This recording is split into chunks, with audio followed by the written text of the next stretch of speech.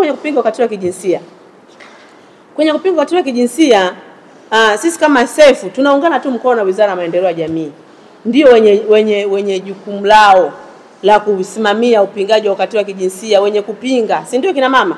Lakini sasa hii Wizara ya Maendeleo ya Jamii, Jinsia, Wanawake na Makundi Maalum ina muhimili wake kama ambao tulivyo sisi, ina mkurugenzi kwa maana ya ndo waziri, lakini inashusha maafisa maendeleo mpaka wapi? Mpaka huku chini, mpaka kukata wapo maafisa maendeleo. Lakini shida yetu sisi ni nini? Tuungane na wale maafisa maendeleo kwa ngazi ya viongozi wa wilaya, kushirikiana na maafisa maendeleo wa ngazi ya wilaya, kufanya korabo la pamoja kwa maana ya kusimamia haya mambo ya ukatili yanayoendelea. Inawezekana kabisa serikali tunafanya vizuri, lakini wakati mwingine ina tabia kupuuza mambo. Lakini kishagundua kuna shirika tunafanya nalo kazi, maana yake ripoti ya mwanasefi ikipelekwa kwenye Wizara ya Maendeleo ya Jamii wilayani, maana itasimamiwa ipasavyo, kwa maana hili ni shirika na sio mtu tu kapeleka taarifa yake. Wewe ukienda peke yako, mimi mwanangu amebakwa si na nini, kuna ile kukaa chemba, yani mwanao kabakwa alafu napewa 200,000. Unahisi kama vile umefidiwa, si ndio? Kwa sasa ukipeleka kwenye shirika ni kitu kingine kabisa. Maana huyu afisa maendeleo si mtendaji, si nani, hawezi kusema tukae chemba, haiwezekani. Hawezi kusema hivyo kwenye shirika. Anataka hatua zote za kisheria zifanye nini? Zifuatwe. Kwa maana hiyo, sisi kama wanawake, viongozi, kazi yetu kubwa kwenye swala zima la kupinga ukatili ni kuwa mabarozi wa kuibua haya mabaya ambayo yanaendelea mitaani kwetu, majumbani kwetu, lakini hata huko mashuleni. Ukisikia shule fulani na tabia sio za ajabu, wewe kama unahusika na ukatili wa kijinsia, una kila sababu ya kwenda hapo shuleni ukajitambulisha tu na utapewa support na utapewa ushirikiano. Lakini tukasema kama shirika, pamoja na yote tuwe na midahalo mbalimbali ya kuwapa elimu vijana wetu wa kike na wa kiume. Tuwape elimu ya nini ukatili wa kijinsia, maana yake ni nini? Maana yake tutakuwa tunaenda kwenye mashule, tunachagua shule au tunapeleka uwanjani, tunafanya kiwilaya au kimkoa, bonanza kubwa. Tuleta watoto karibia shule zote za Dar es Salaam. Tunakuja pale tunawapa elimu. Au tunafanya bonanza la kiwilaya.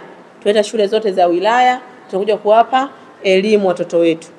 Lakini pia kwenda mashuleni moja kwa moja, kukaa na watoto wetu huko mashuleni, kuwapa elimu, lakini pia kusupport baadhi ya mambo. Mfano kuna watoto ambao wanaanza kuingia kwenye barehe. Sisi kama SEF tunawashikaje, tunawasaidiaje? Lazima tuwape elimu pia. Tunajua wanajua sasa hivi hamna mtoto ambaye hajui kujistiri akianza tukio lile. Si ndio? Kwa sababu kwanza wanajua mapema mtoto kabla hajaanza. Anajua kuna kuweka hii, kuna kupachika pale, si ndio Tofauti na nyinyi wakati mnakuwa nyinyi watu wazima. Unajichafuata uelewe na mama msielewa Yaani uelewe wakati mtoto sasa hivi akilipo tu anaelewa mimi tayari nishafikia hatua hii. Lakini tuwape elimu, tuendelee kuwasaidia kuwapa elimu ya hiki kitu kwao ina faida gani, na baada ya kuanza hivyo madhara yake au hasara za kesho ni zipi? Akifanya nini atapata mimba? Ndio kazi yetu kina mama. Na hiyo jamani tufanye kwa dhati, kwa sababu wamama wengi hawana muda au hatuna muda wa kukaa na watoto wetu majumbani kuwapa hizi elimu. Mama yuko busy kutafuta hela tu, mama single mother tena.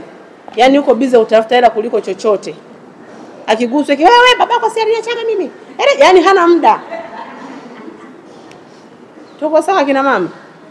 SEF isaidie kuwasaidia watoto ambao pengine wazazi wao hawana muda wa kuwasaidia na kuwaelimisha mambo kama haya. Lakini kwenye ukatili wa kijinsia kuna swala la wamama.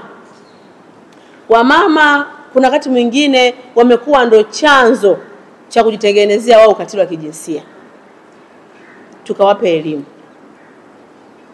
Si ndio kina mama wamama wengi tumekuwa ndo sisi ndo chanzo cha kujifanyia ukatili wa kijinsia. Hii familia ni ya nani? Kwa sasa akishajua familia ya nani ndio anafanya. Akishagundua familia ya nani ndipo anaacha. Kwa sisi tutafute uchumi, tafute pesa kwa kila hali ili tuweze kudhibiti haya mambo mengine ambayo yanaendelea. Lakini tuwasaidie kina mama wengine kufikia na wao uchumi angalau waweze kupaza hata sauti, kwa sababu wewe mtoto wako amelawitiwa, huwezi kuambiwa 200,000 ukaona ni posho, ni kupozwa haiwezekani.